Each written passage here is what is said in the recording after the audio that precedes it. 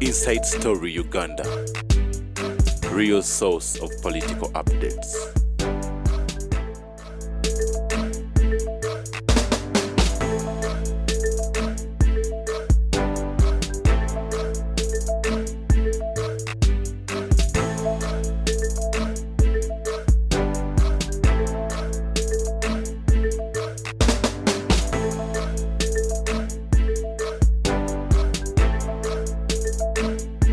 Inside Story Uganda. Omutabani owomugenzi Joseph Mirundi omukyala mole namatovu mama assalamu alaikum warahmatullahi wabarakatuh wadiliya ina byangamba nenze nabegana okubikkiriza mama era nze nkyakutwalira wali eri oyina okubanga obeera omugumu Tamale n'abantu batolere abaliwa family ya facing ambassador ekyo kyo wakingamba twogera ntwogene ku mukulu Lord Mayor naye kamutolere ku salamu nkukulisayo ku buryo wabadde Nairobi omusaba Mungu aberenga akusuusa embeera gye badde oyitamu aberenga akumalya byonna bye weetaaga okubanga ne Tamale natulabeko ku mawulire nga tulina kugenda mukwano gwe yafiiriddwa omwana mukwano gwe mwenda iye Tamale muno yafiiriddwa tenoga don't spoil your day but as a human being I sympathize with him. Okay. I lost 2 kids on one day. I'm inoculated. Yeah. Manange bamukubanga manyi. Death visits every man's house. Kituufu. Yes. Tamale Junior ali ati. Jiju gwali ndikoloza abagagga batwalanga baavu. Oba otegeeza kyawo Tamale. Njagala okwebaza Bobi Wine oyo yayambye nnyo omwana oyo abeefuddisa abagundi bamuyambye. Abenup. But for me I'm a mature man. Singa takyali mu Uganda kati. Mu Tamale. Naye nze manyi. Bobi Wine go weebaza. N'aba gavumenti bamuyambye. Okay. Bayambaza. Kubanga it was not a government gundi. Ndaba abaana bamanyi bazanya politics waabwe. Mbala simu twembalasi. Naye nze nabaga nti yakuba omwana wange. Banne banagendanga okulambula abaana ku ssomero nga alambula bijja. Yes. Nze mwitirivu maani naye nze kyenjagala ebintu byenjagala mu nsi muno nti Katonda yampa knowledge nenfuna omukisa abantu bampulirizaamu bagezaako bano bapolitika enemies bange tujje wano pulogulaamu tujje kitosobola bakutta akatwako ne bakaasa ne woteri ne bazookya kakati tegamba pulogulaamu mmwe gye muyina yonna nti educated people bammwe tebabayamba abayivu betulina abayivu tebatuyambye bo tubalina abayivu ewe bali naye omuyivu tayambye buli olaba crisis mujje musoma mawulire gagayitibwa amawulire agatali galukamu mujje musoma mawulire naye gwosoma anti nze nkusoma for fun naki kutuukiriza mukolo sina knowledge nnyo nakuba countelinga kulwanyisa bulimba naye amawulire gonna when there is a crisis a political science professor will come up and explain genda osome Sunday Nation afulumye olwaleero bawonna osome ku footnotes these are experts naye wano newabeerawo omusajja nabaga nti kakati omusajja naaba nga akuuma ku supermarket nakuba customer essasi nti yamuvumye nti olibeera gaadi ne famire yo aba psychology tebababuulira the people who have taken the role of psychology are the basamize. The witch doctors have taken the role of psychologists. It's the reverse. Abamisani bwebajja wano bajjawo abataka. That's why the Bataka did not get land until when Bataka fought for land in Uganda. Because the missionaries were going to replace the role of Bataka. Okay. Kakati wano mu Uganda ne bwolaba bino ebya Batule. Batule bakojja kimbo wabe bakoze eddagala. Bo ono gundi ani ne kambajjanjabe bano bani kokoli musuis kokoliroko why are not medical doctors? Because sex is psychological. If you are facing challenges, a poor man can produce many children. Muyita poor abo mukyalo. His mind is settled. Kasoma nawe yambala uniform nagenda ku ssomero yetamanya what type of education jafuna ye musanyufu nnyo ku Museveni kubanga omwana agenze nasoma tebononye UP Museveni awabadde afunye akalulu kubanze bankubira amasimu tulina omukulu w'essomero atusaba ssente z'obuugi nga Museveni yazigaana n'omubuuza bwa mwana we oba bubwo kakati yalowooza ono tamanyi nti nze omwana wa nasale musasuli obukadde obwo busatu nabaga nti mukitegeera buli wabaawo ebigezo ne bifuluma mwali mulabyeko omwana wa minisita awangudde asinze mu Uganda they are not here basomera bweyo tebasomera waneeno kakati ono omusajja w'omukyalo ali contented agenda mu kyalo najjayo emiwogo gye empale ye gye yalimiddemu olwegguno n'agifungulayo n'agikubako ettaka gomesi ya mukazi we gye yeebikka kati is contented oyo azaala abaana 20. This is my argument with the educated people nti ozaala abaana 3 but in Africa extended family is our national security fund future insurance in Uganda will tell you that an old rabbit sucks his children we rely our parents rely on us bwekiri kakati gwezaala abaana aba olukula luyonka abaana baalo mumakago munabeeramu abaana 3 bali baganda babaavu nga baleeta nga kituufu era ng'obaweerera bwekiri kati nze kanzaale 6 obere nababo ye logic behind yes kubanga in Africa you cannot have 3 people in your family tekisoboka si kyangu your relatives will bring bwekiri era you will end up looking after a large family and why don't you produce your biological children olabirira ababo bennyini kakati mu Africa mbagamba nti abantu abo tebatuyamba abayigirize psychologist kakati kankubuuze mugamba mugamba bandi naye gwe nze nina ekifo mu embeera kirinaanye walukwabo naye osanga abavudde ekawembe mu campaign abavudde egindi abavudde egindi the man addresses about 20 groups a day. How healthy is he? Ate nga bamugamba awummule medically bamugamba nti usooka owummule tosinkana bantu Museveni akaluka mukozza Museveni akola exercises. So that's why in America and other countries you are tested, you have to undergo a healthy test. Are you healthy? Okay. Kakati abantu abo mulaba bonna bali fatigued but you cannot get an explanation from a medical doctor. Okay. Our professionals have not helped us a lot. Nze nesomera ebintu bya najono n'abaana ba doctor nachi naye bakugamba nti the most efficient test for COVID is an apple. The moment you eat an apple and it's tasteless, you have COVID. Naye wano batebekyogerawo nga bakugamba bw'oba tosobola kusmeringa stench oyina bano nga tebabyogerako kubera sibalise libuleeta ogundi achinjinga nzijako kiyobola kwagoba ne mutabani nti teri bya communizing sima kukebera. A society that has abandoned by educated people, professionals, is suffering from gullibility syndrome. What do you mean by gullibility syndrome? Anti mukkiriza buli kimu. Buli kiba kizze. Buli kiba kizze because you don't expect. Museveni yasanga wano nga sirimu tumuyita dogo. When Museveni came, nanyonyola abantu nti sirimu si dogo. I even think that if he had come earlier, my elder brothers wouldn't have died. Okay. We strongly believe that witchcraft was AIDS was witchcraft. Mzee wange yangamba nti balowooza nti waliwo abakosa ne bagenda Tanzania ne babba ne balogebwa. It concentrated on mainly people who had gone to Tanzania. Yes, jibalujanga. Kituufu. Others felt safe. Kakati in absence of tubula professor bamwe beediima, how can you go on strike? Mutunulya COVID yono yonna abakoze ventilators abakoze these are university professors. How can a professor go on strike? Universities depend on patents abamwe beediima ne basaba sente bwekiri. Yes, this is where the problem is. Kakati nzo mulimu gwange because I have the knowledge, have a large following, nalekayo genda ku mbaga naki naba ne bansasulira omwo kakati muyina ekizibu. The mafia gang in Uganda is split. Mafia gang contains amawulire and I'm going to expose newspapers every day. As long as mafias use newspapers or expose them.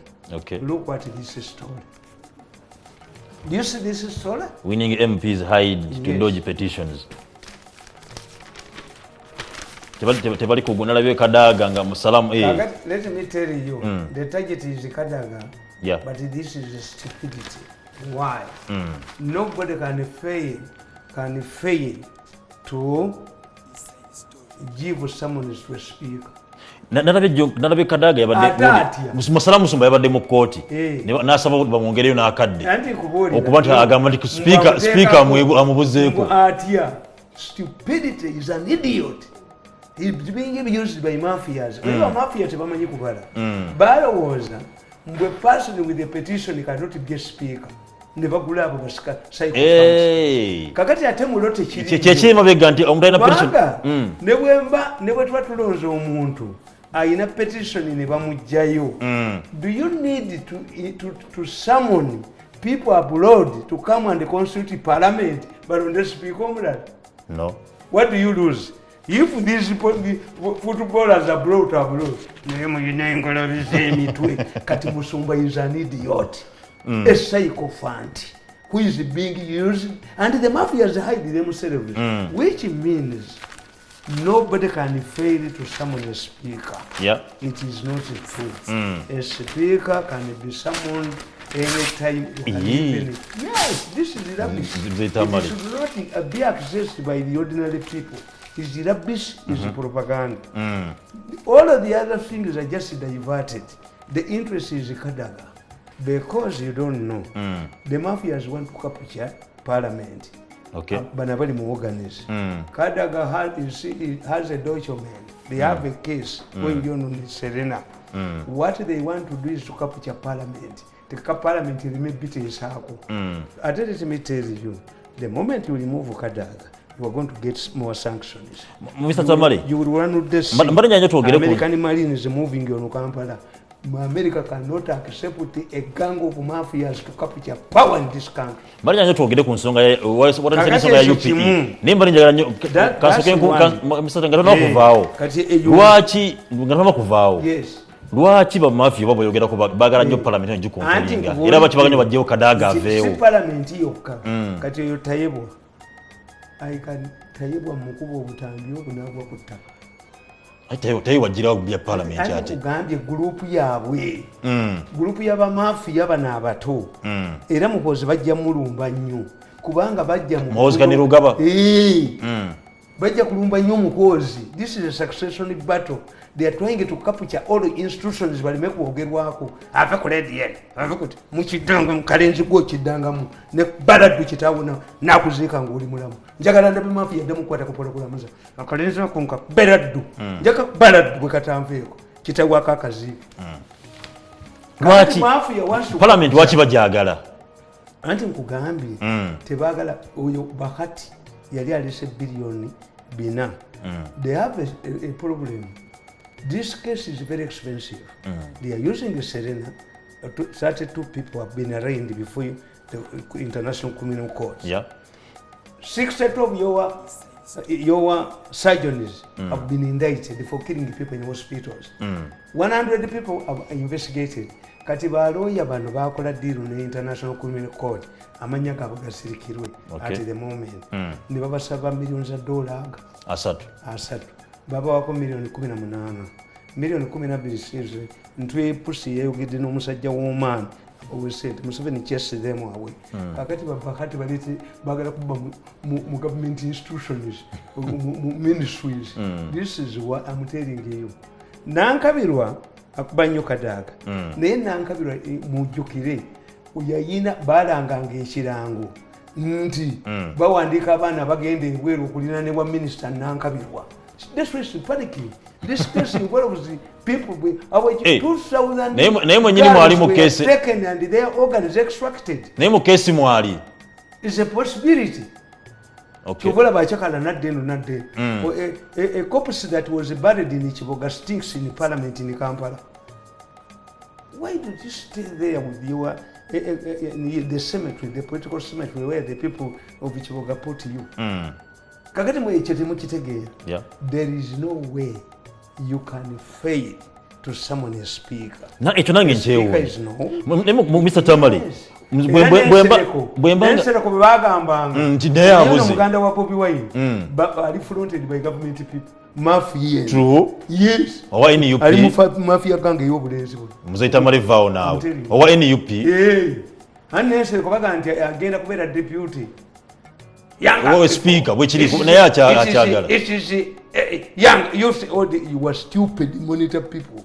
If it is the question of age, why did the Ugandans didn't vote Bobi Wine? Singa twatunda myaka twagala muto. Does the usefulness apply to Tayebwa Onole? Why doesn't it also apply to Sereko? You were stupid, you were idiots, and continue exposing you. Kakari kankolage. This one, look what this one. That they are threatening the Ugandans. From father to? This is the trend. From father to son. This is the trend in Africa. Is it only a trend in Africa? Is George Bush Senior and Bush George Bush Junior have African roots? No. You were idiots, you were stupid. What about Indira Gandhi? Hassan. Rajiv. They even, you see what is perplexing in India, a country of 1.5 billion people. These Indira Gandhis are not descendants of Gandhi. They are descendants of Nehru. Okay. Nehru realized that Gandhi did not take advantage of his political name. And his friend Nehru named his children after Gandhi. Gandhi's children don't appear even in politics. But the only catchword for a country of 1.5 billion people is the Gandhi family, the name Gandhi. In fact, when Rajiv died, his widow, an Italian woman, became the chairperson of the Congress party. It's the name Gandhi. Is Gandhi an African? You are stupid, you are idiots, and I will continue hitting you because I want to fight gullibility. This issue of people succeeding others, it happened in Greece, it happened in America, which Bush has no roots. Look what the Kennedy family.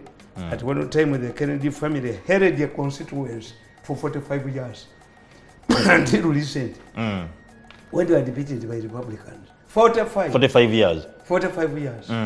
Why? Because in politics, a name matters and money.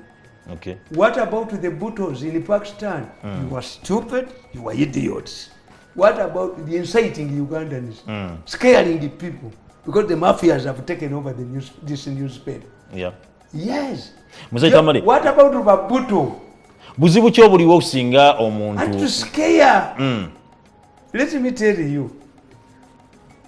Naye omusajja guno busiru. Ate buli institution yonna bugisse. Buli institution yonna. Kuba tebulina strategy. This is not strategic. Yeah. Kakati nkugamba nti issue eriemu. What do we call a president? Look, when Richards got problems, who succeeded Richards in the parliament? Mwalawi. Don't we see when Okero Rutua is the former president, where is Rutua's son? Obote, former president. Where is Obote's son? Even Obote's daughter-in-law is a minister. Minister, Chira Chitufu.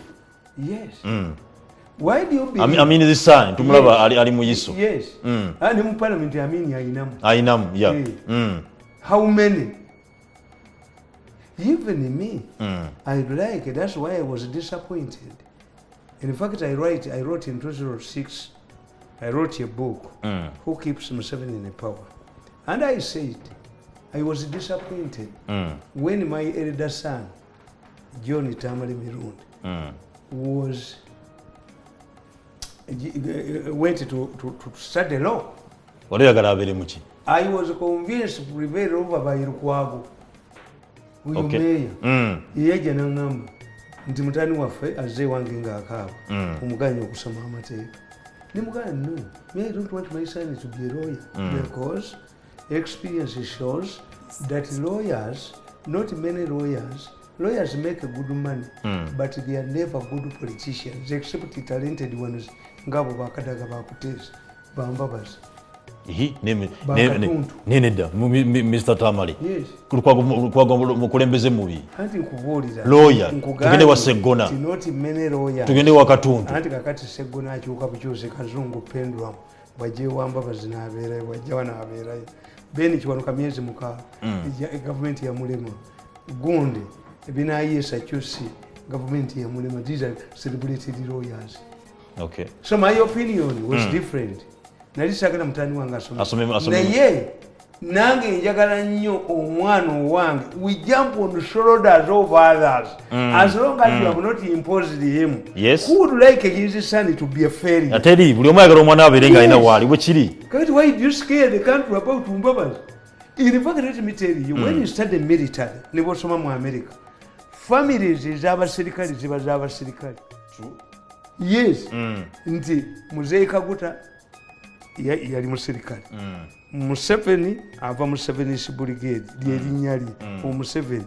Abantu abavanga mu East Africa babateekanga mu 7th Brigade. Sale w'amagye. Kakati the executive muhoza okutunda ebinyeebwa. And these people were saying Museveni is a dishonest man. He kills his other children. He doesn't have, because he doesn't have a child in the army. When he brings him, then it's, what do you want? Idiotism. You are idiots. You are fools. Kakati kino. Yes. Ayina freedom ye. As far as he is a Ugandan, he's not imposed on you.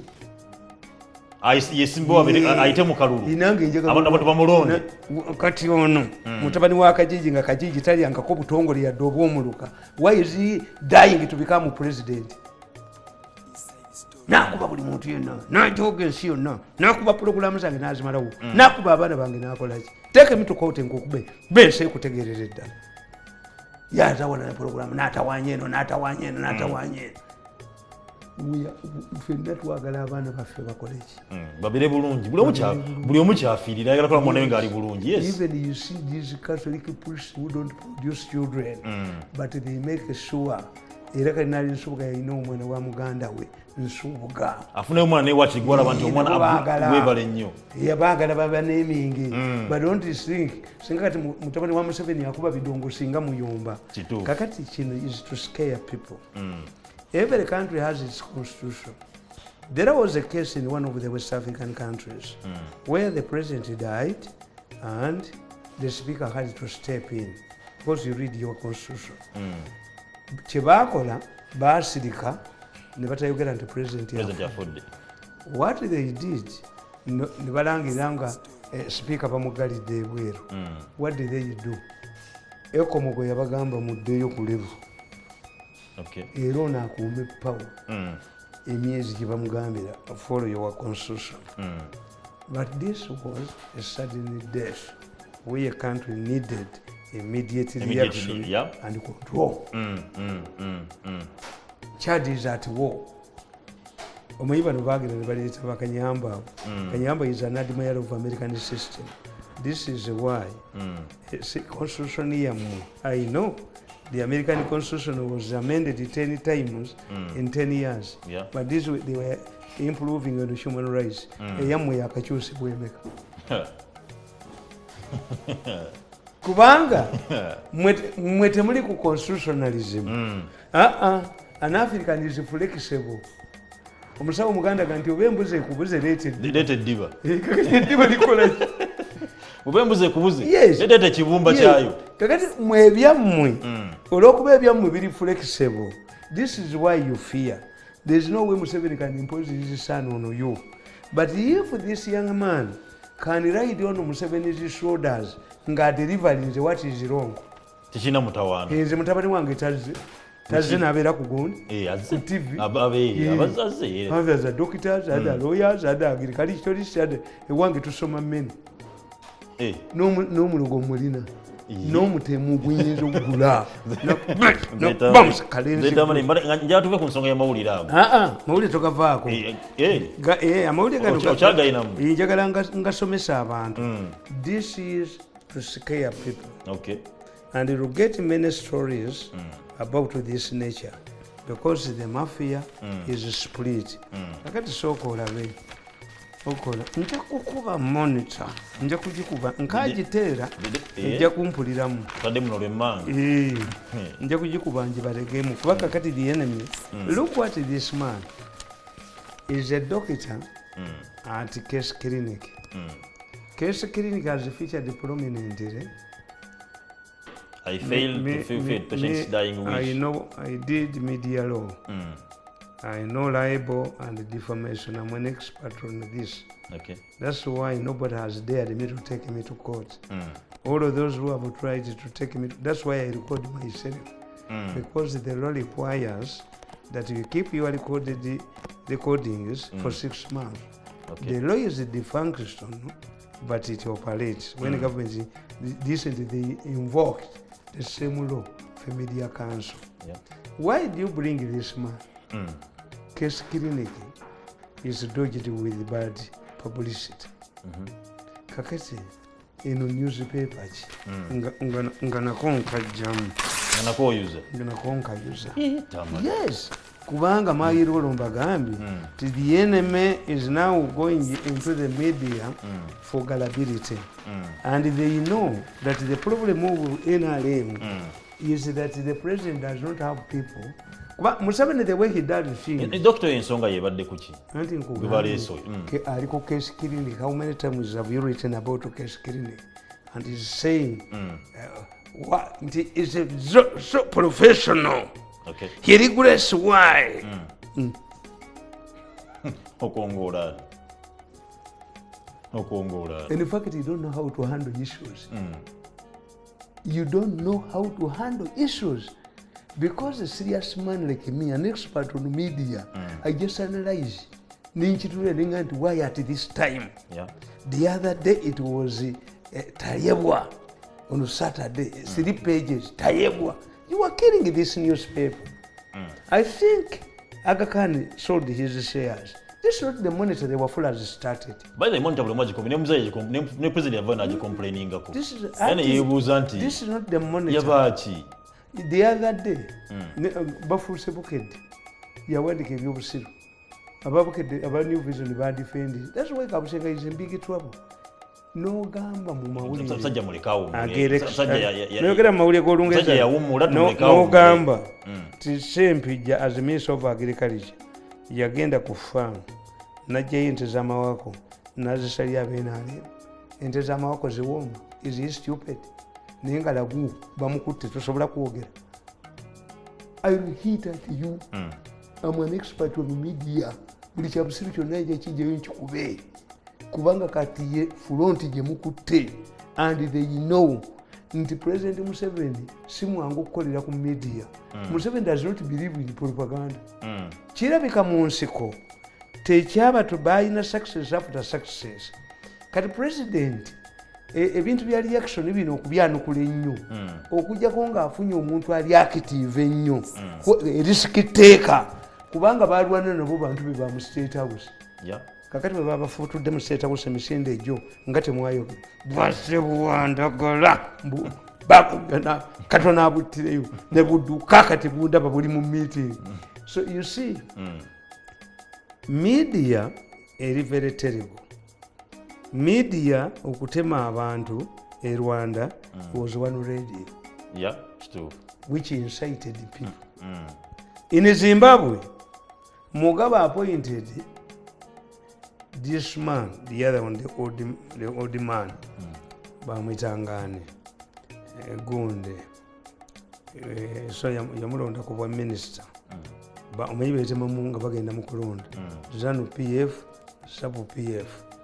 Kakati waliwo an old man was a Shona, was a Ndebere man. Yali ava mu Batebere, Joshua Nkomo. Okay. A newspaper published a story that Mugabe had appointed Joshua Nkomo to a ministry that had no role, minister without portfolio. The following day, there was a civil war in Matebela, which was crushed by a force trained by North Korea. Lupapula media is to incite the population. One of the 60s, omusajja yabuuza Ben Kiwanuka n'amugamba nti gwe Ben oli Muganda kakati bakulonze ku bwa chief minister. Of the two, you and the Kabaka will go to the other for consultation. Kiwanuka, as an intelligent man, said, when it comes to Baganda issues, I will go to the Kabaka. When it comes to national issues, I will go to the Kabaka. Has to come to me. Why? I'm the chief minister.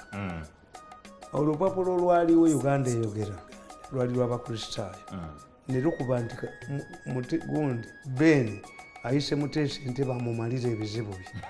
But it incited the population against Ben. But Museveni says, I'm the Sabagabe of the Bagabe of Uganda, which Ben Kiwanuka said in the 60s.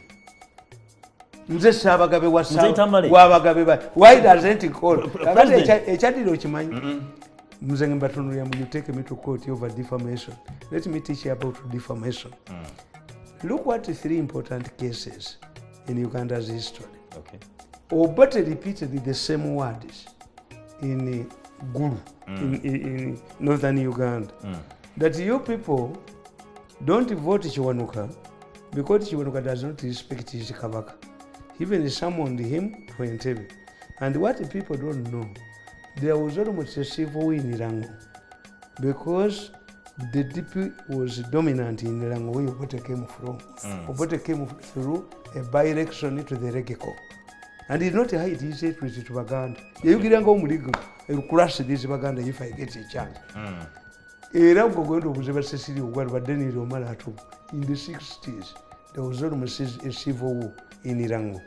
Kakati Obote akiripiitinga. Ben Kiwanuka yamutwala mu court over defamation. Because defamation means you are defamed before the well-thinking members of society. Not everybody is a well-thinking member of society. First, secondly, you must say what you lost. You cannot just wake up. Who cannot dare to take me to court?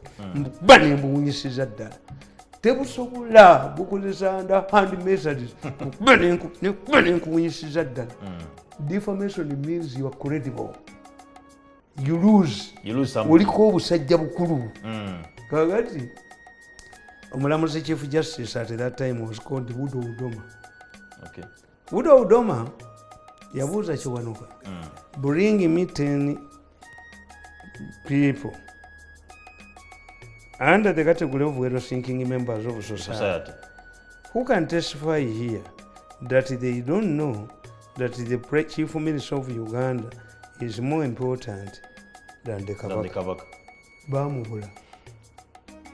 And Ben Kiwanuka had to give money to Obote because he lost the case. Defamation. Ben Abu Mayanja went to Mauleti and said, Mwabavubuka abasiramu muwasaba wala ababikira. The Catholic Church attacked him. So atekeza kirala. Yes.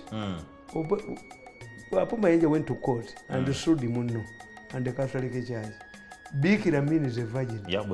Does it mean that all of the nuns are virgins? He said, I never incited the Basiramu to marry nuns. Can you prove that all of the nuns are virgins? He was awarded 40,000 shillings at that time. 40,000 mitwale. And this is how he constructed his house at Runguja. He punished the Catholics. So mwenda babano buyina kukozesa ne kakanga wano ne kadduka ne kagenda mu UCC ne kadduka ne kagenda wakalisa ne kadduka ne kalagawa. Nobody can challenge me before court nkubale nkubira ddala ne nkuwunyisa. Mzee Tamale question yange wejjira. Sasa Museveni yabadde ekyankwanzi. Yavudde n'agamba nti bakada b'NRM abantu nga mmwe. Amanoti ekadde. Yonute kale abantu nga mmwe weshaza abamagaliza obulungi ne okuba nti ebintu byakoze. Muveeyo mugye ku mikutu nga gino, mugende social media, mugende mu mawulire, tutandika okwogera achievements Mzee zakoze. Kino kwe kiva. Let me tell you. Media bagimuwambyeko. Speaking for an organized institution is not easy. This is why the local are swallowing up the traditional churches. Omulokole ye akwata obugambo bubi mu Bible n'ayogera. Do you know nti oyo omusajja bamuyitangani Kyeswa liberalize Islam made it simple. Ye yeje kuba obudaala kituufu Kyeswa nga bano bali mizikiti because speaking for an institution is not easy. That's one. Two, babagamba balimba Museveni nti when you want to speak on radio you must give people money. How much money do I give you? Nvugirira mugondo demand money the president kubanga program zange ziriko abantu bangi tasasula tampa na budget. Kyogere tebakirwanisa ati. Can they fight me? Can you take a kid who resembles his father to DNA? Ebintu byange biri clear. The vehicle is there, guarded by more than 10 policemen, have military police, have plain cross, have a border. Tuyinza kunkwatako. Kakati nkugamba ti problemu yaabwe yonna nagibagamba dda. Look what you're for no pondo. You cannot speak on behalf of the party if you cannot enter all organs of government. The spokesperson of government must take an oath of secrecy and enter cabinet. Never balowooza nti nekokasi yenaalemu ina spokesperson wenaale wakokasi yenaalemu. This man of Opondo, if you don't want him, get another one, but give him all the powers. Toyinza kwogera government nga mu cabinet otuulayo. Where do you get what you say? Kituufu. Me, I found work easy in spite of the humiliation. Byobusajjamu nkabateeranga amadinda, nkabateeranga engoma, nkabateeranga engalabi, nkabateeranga namunjoloba, nkabafuuwanga omulere, nkabateeranga nga mujaguzo. Mbakubyenga mujogo ejogo lyonna nendibufuumula nakawulidde nga kagamba, but this man is a fighter. He has fought for 8 years. No, that man can even fight for 15 years. I thought it was a simple matter. What if Museveni was I mean? I heard the professor. The professor told him, this man is a Canailand. Tewali maziga mujawo. Okujjako nga mwogedde naye ajja kubaba malewo kati bonna balinza nko Sam buteredde bwe buti ate bwamubba sente compensate my money ate if you block ate nga tutte ku phase 2 eyo bagiyita kabuli phase ya knockout ate munne yasigalawo and block my account and compensate my money jabba kubamba malewo kakati nkugamba nti the president helped me. I used to attend all meetings. But it's a first congratulations Muchala Nabusa. Yes. And kakati era kyekyo. When I left, the president asked me, anyadda mu kifo kyo nti Nabusa nannyini buyinza n'atwalayo obuwe agenze ejjo okuli kufumuuse mumpatanyaza ennyuma toddanga mukujooga bantu. Muchala Nabusa tukwebaza okuba nti watuse kukkulo kujuuga wagudde n'awanika ekintu nannyini buyinza n'omwami Kirunda naye nannyini buyinza yagenda mu public service ne Kirunda naye mwebalizeeko spokesperson ne bamugamba ekyo omusajja yakyetera n'avaayo ng'okusima ebbumba n'obujozi bwe nze njogeka. I created that title spokesperson of the president. He is not where and simanye sipesaani bamukubye bamufulumuddewo bamukubye adduseewo ne gye yalaze yagudde ebigezo ejjoogo ne likufumuuka mu mutwe mulenzi gwe mujja kukoma okujooga abantu okujooganga nkubuulira nti mulimu okubba ssente kati baagala kuwamba pipi tumwebaze alina akabinja ke katambula nabo bo buli ewali ssente be bazibbawo yes ne befuula ne bateekawo obubinja ne bakola bati bagende babbe ssente NRM tesobola to defend your government is not easy. You must be well knowledgeable. Okay. Nti bakusaasira full figure kino ekyavumanga Museveni tebasobola kuanalyzinga economy tebasobola kuanalyzinga political economy tebagala to explain for government because when you are speaking for government or the president you are speaking to people who are knowledgeable. Kituufu. Ate on the other hand aba opposition okwonoona government is easy. Kyangu nnyo. Kyangu era kyangu. Yes, okwonoona government kyangu nnyo. Ng'ono bw'atandise okukuba ng'asika yalinga. Forgetting that Nyerere's son did not succeed him. Kenyatta's son came, yes, because how would you explain? Every country has got its system. Yeah. Bajina kitawe Kenyatta yakola. This man Raila Odinga made a mistake okubabonyabonya. Abatwale Hague. It backfired. How many presidents have been succeeded by their children? Where it has occurred, we call it a systems analysis. I analyze the system. What enables this to happen? What enables this to happen? Nebo bano kusika njaba kuba. Buli monitor yo njaje kuba. Paka kuba mafia bafulumidi. Mzee Tamale. Ogambye nti president tayagala nnyo media. Yes. Lwaki avudde ku monitor kati ajeta? Anti kankoboleze no. Yesu si kubanga gasoko obuze. Lwaki obusabize bulemeddewo? Obusabize tebulina seminario. Lwaki obulokole bw'amaanyi balina theological colleges? No. Tebazina. When you look at these people, they simplified the religion. It takes 25 years to the Catholic Church to produce a Catholic priest. Whenever in a degree, but Dr. Gund, but PhD. How are you going to teach in the seminary? Because waina PhD n'abantu bakutegeka. Baluganga omuyangamba nti oboso mu bufaala. Kwanza bakutikira cyane okola mistake yone bakujjako. Kakati ino okumanya nti you divide the society to the publics. If I'm going to Makerere University to address a group, then the seminaries and the information I take is different. Because the Makerere people, academicians, need the quotations according to Karl Marx, according to Lenin, ekyo kirala.